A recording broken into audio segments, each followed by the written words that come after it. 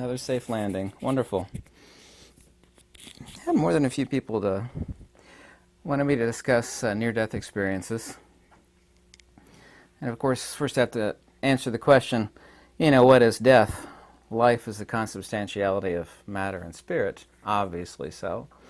Kind of superficially obvious, but only to some, actually. Most people don't know that because they're not taught that. And one thing that I have no affinity for whatsoever is that if you were to go to any bookstore, or even the library really, and find a book on near-death experiences, it's going to be some sort of new age wackadoodle white lighter stuff that is full of illogical and absurd nonsense that's pretty much on par with basically everything religious. It's like you have to suspend belief to let it get into your head. It's like, yeah, I just have to believe it. It's like, okay. Genuine metaphysics, vis-a-vis Pythagoreanism, Platonism, Advaita Vedanta, Plotinus, Proclus, Numenius, Syrianus, Damasius, even the Metaphysian by John the Scot, i.e. John Scotus Regina, is actually hyperlogical. Metaphysics does not require any suspension of belief. It's like, you just got to believe it. It doesn't make any sense, you just need to believe it. Metaphysics, genuine metaphysics actually, is not like that at all. A lot of people, once again, when we talk about near-death experience, of course, since we know now that life is a consubstantiality of matter and spirit, people say, what happens when we die? The answer to that question, of course, is what makes you think you are that which dies? Because you're not that which dies. Yes? Death is a breakup of matter and spirit. I've had a couple near-death experiences in life, maybe 3 actually. And no, I don't drink or smoke or take any substances, nothing like that at all. But I have had a couple NDEs, and we can call this a detethering or a disjointment between matter and spirit. It's not like a dream state at all. The reason why it's not like any dream state, because dream state is utterly conscious as far as its construct. As long as you're not partaking of anything that causes a disjointment between matter and spirit, a dream state, while it can be fantastical or horrific, it seems incredibly real, and it seems slightly disembodied, yet at the same time, it does not feel anything at all like a dream state. I actually engage once a week. I wish it was more than once a week. I'm literally that busy. Last night, I plopped, kind of passed out at about 5:30 in the morning. I was literally that busy, and I've just been sleep deprived almost all the time. But it is exactly like the near-death experiences that I've had. But what is a near-death experience? I've called it a detethering or a disjointment between matter and spirit. Hopefully, of course, not to the point where it doesn't go from near-death experience to actually death. And it is not an experience at all. It's actually the opposite of experience. Embodiment involves feelings, sensations, perceptions, empirical consciousness, or in the ancient Pali, rupa, vedana, sadhana, sankhara, vijnana, which are all nama-rupa, i.e. the psychophysical experience of sensations. It goes from coarse to fine, from matter to consciousness, and of course fine to coarse, on either disembodiment, i.e. the fulfillment of wisdom, or near-death experience. I know that there's a lot of people out there that partake of substances to actually experience something that they felt in a near-death experience. I don't advocate for that. I've never done that myself. I certainly don't need to do that to actually engage in that apophatic disobjectification. Genuine disobjectification, and I'll never use the word meditation. I wrote an article about that a month ago. It's a free download, by the way, in the description below. Comes from the word jhana. We'll say samadhi. Well, samadhi is just another word for jhana. Jhana, of course, is from the word jati, meaning to burn. To burn what? To burn away objectivity, leading to pure subjectivity, because objective negation leads to subjective synthesis. There is never the self, i.e. the transcendent self, because every form of metaphysics speaks of 2 selves. The psychophysical self, that thing you see in the mirror, and the transcendent self. Yes, which is pre-embodiment. I know people want to experience the blissful awe of near-death experience. They either might have this due to an accident or whatever. Like I've had a couple of them. I used to do a whole lot of dangerous stuff, lots of cave diving, tons and tons of skydiving. I got permanent creases in my legs from hard openings from skydiving. Lots and lots and lots of skydiving. When I was skinnier, obviously so. Living in Daytona Beach, I'd skydive at Flagler Aviation, which is now called Skydive Daytona. I believe they changed the name years after I left. But it's a detethering. Kind of want to use a simplex radio analogy. We're talking about the disjointment of matter and spirit. Here, of course, is a psychophysical being, and this is a near-death experience. Yeah, a dream state, when you're dreaming, whether it be horrific or you're flying, they're great dreams and bad dreams. We all know this, of course. It's still like this. Awake, fine. Dream state, fine. Near-death experience, this. What's death? That's that. The cord or the tether has been severed. And this is not an experience. It is literally the opposite of an experience.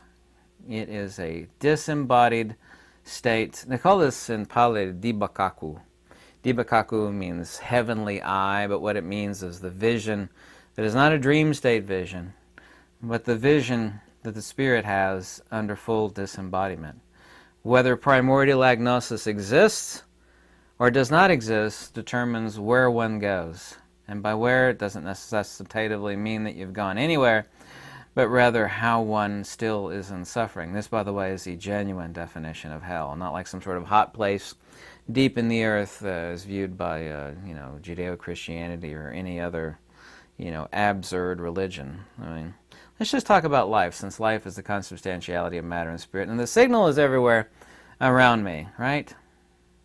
Radio analogy is nearly perfect. There's no signal in the radio. Does anybody, let's just think about this sensibly. You can't take the radio analogy too far, because then people start asking, like, where's the broadcast station? What's the broadcast station? Is that God? You can't take the radio analogy too far. But let's just think about this just for a second. Since life is the consubstantiality of matter and spirit, yes? And that would be no different than the broadcast, because the broadcast is not the signal. The broadcast, of course, is the interpolation of the signal as gathered through the signal-to-noise ratio of the antenna and the processing of the signal, which, of course, is a ether field perturbation modality. Electromagnetic radiation, yes. EMF. By the way, radio is no different than light. It's all EMF. Yep. The broadcast is not the signal. It's the interpolation of that field perturbation modality at a set frequency. In this case, 162.400 megahertz, right? So that broadcast is life. This is the consubstantiality of the processing of the radio and analogously the spirit, i.e. the signal, right? Very simple, right? Relative humidity 41%. The wind was south at 8 miles an hour. The pressure was 29.86. What would be a disjointment or a near-death experience? It was sunny. The temperature was Let me 83 undo the degrees, antenna just a little bit. and the relative humidity 36%. Okay, we're undergoing detethering. Yes? The pressure was 29.84 inches and steady. Once again, at Lexington it was 83 degrees under partly sunny skies. Elsewhere around the region, it was sunny with a temperature of 82 at Ashland and 82 at Mid-Lesboro. It was mostly sunny with a temperature of 84 at Louisville, 80 at Jackson, Bristol, Tennessee, and 81 at Knoxville. Yeah, they were still connected there for a second, okay, so there was not death. This would actually, if you point it in the direction, you could actually still get the signal, because the actual signal is not too far. Once again, don't take an analogy too far. This would, of course, be death. What if the signal were sentient? Yeah, not sentient as in the case of life, which is consciousness. That's different. That's sentient consciousness. I'm talking about sentience. Yes, kind of like an alive code. Let's use the Terminator analogy, where the actual code itself is alive, right? What happens during a near-death experience is a disunion between body and spirit. They're absolutely fantastic. I don't know if you've ever had a near-death experience, but people also, too, want videos about remote viewing.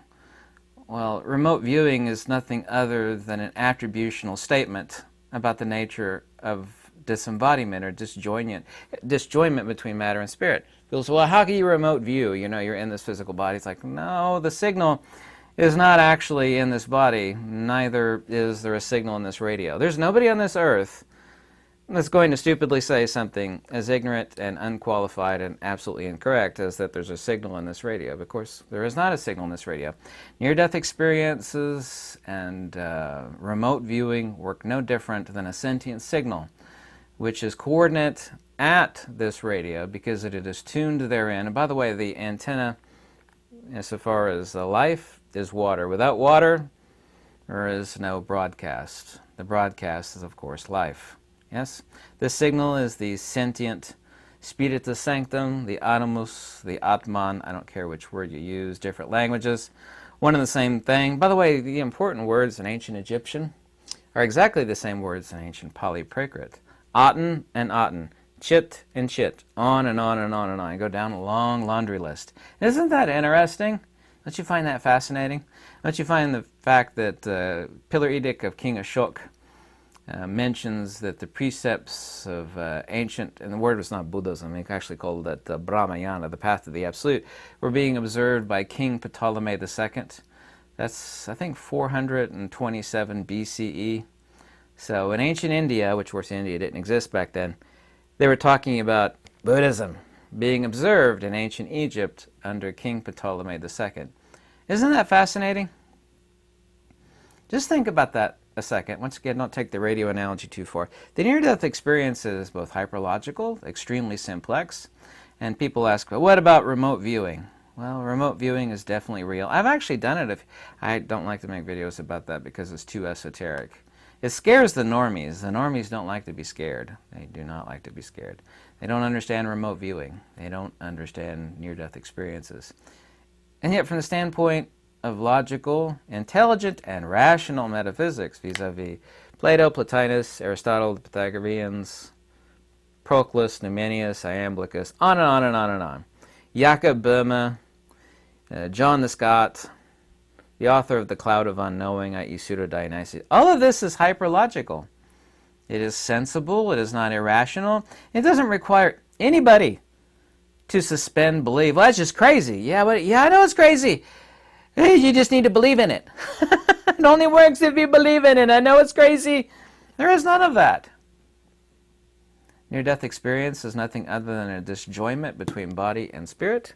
It's like this. Not a dream state. Everybody's dreamed. Yeah, I almost never dream anymore. There's a reason for that I won't get into. But anybody that's had a near-death experience, and of course dreams, which everybody's had, they don't confuse the two, nor do they ever try to relate them rationally to other people. A near-death experience is like I was in a dream. You know, it's floating above my body. And people do that, of course, in a dream, but they're not the same at all. When you're actually having a dream, the body and the spirit are exactly like this. Life and the conscious construct, when one is in deep REM sleep, and dreaming is exactly like this. A near-death experience is like this. This, of course, is death. Yes? However, in the case of remote viewing, one can still be tethered to the psychophysical body and yet still remote view. The spatio-temporal locus that is tuned in is no different than... Because think about this just for a second. This is also, too, 1,000... Think about this just for a second, because this is also, too, where the radio analogy explains remote viewing rather quite well. Because here at 162.400 megahertz, right? Near Lexington on a frequency of 162.4 megahertz. Think about this just for a second, I beg you. While I'm tuning in this particular frequency, does not mean that any other Joe Schmuck in XYZ radius of the broadcast station can also tune it in. That signal can be, and of course, in the case of UHF, VHF radiation, we're talking about a limited range. In the case of the spirit, there is no actual broadcast station, certainly not so spatially. So there is no limited range. Where that's sentient, and it is sentient, okay? There's two different types of sentience. There's the sentience of spirit, and there's the sentience of consciousness. Those two are not to be confused. The same way there are two selves, of course, in every branch of ancient metaphysics: Greek, Indian, Egyptian, Advaita Vedanta, original Upanishads, original Buddhism, and I do mean original Buddhism, not that stuff you see today in Laos, Burma, Sri Lanka, Ceylon, Thailand. That's not original at all. That signal is never in the radio. The idea of remote viewing, what do you mean by remote viewing? There's neither a signal in the radio, nor is there a soul in the body. That, however, is not a denial of the soul. What this means is, given the particular state that one is able to focus on, remote viewing is possible. The CIA proved this. Was it MK? Not MK Ultra. What was the... I can't remember the program the CIA did, and they showed that it did work. It was not very reliable, the CIA concluded, but CIA did prove that remote viewing works. I'm sorry I cannot remember the name of the program. Someone could write it below. But CIA proved remote viewing does work. It's hyperlogical. It's not irrational. It doesn't require a suspension of belief. It is simplex. The near-death experience is nothing different than a remote viewing or out-of-body experience. These are three different sayings regarding one thing: near-death experience, out-of-body experience, and remote viewing. Well, these are all referring to the same thing. One is a difference of attribute, one is a state, one is a statement of the state, and the other one is a statement of the activity of that state, i.e. remote viewing. How can anybody be remote viewed? It's like, well, how could any signal, if it were sentient, like look over on the other side of the earth, for example? Well, it's in the body. No, there's no soul in the body. Not a denial of the soul. It's tethered there. And tethering, of course, is still another euphemism. But it's not in the body. You know, other people could listen to the same station as I can, you know. Oh, the signal's in the radio. It's like, no, it's not. It's tuning the signal, and it's interpolating the signal. The signal can be picked up the exact same time, you know, from countless different, millions of different locations. And if that signal were sentient, which of course is not in the case of this radio, then if it is directed, it can look as directed elsewhere. CIA proved there is validity to remote viewing. It is not fantastical, it is not white light or rubbish. It is sensible, logical, and simplex. I don't like to make videos about that, but I have remote viewed. I know 2 times. The third time is iffy. That one's still fuzzy from earlier in life. It's really quite fantastic. I'll name one. Okay, I'll name one. I saw a place I've never been to before, ever. I knew I had been there before. I had been thinking about this happening and being in this place, and it's like I knew exactly where I was. I knew that that shop would be over there. It was fantastic. I'd never been there before, and I didn't know what it looked like. This was the days before the internet, okay? So it's not like I looked it up on the internet and was familiar with it like you could do today. It's like, I've never been here before. I'm familiar with it. It's like, oh, it's because I've Googled it on the internet, and I knew what it would look like. This is days before the internet, so. Yes, I have done remote viewing before.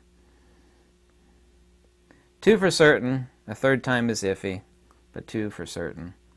But near-death experiences, out-of-body experiences, remote viewing are all one and the same thing.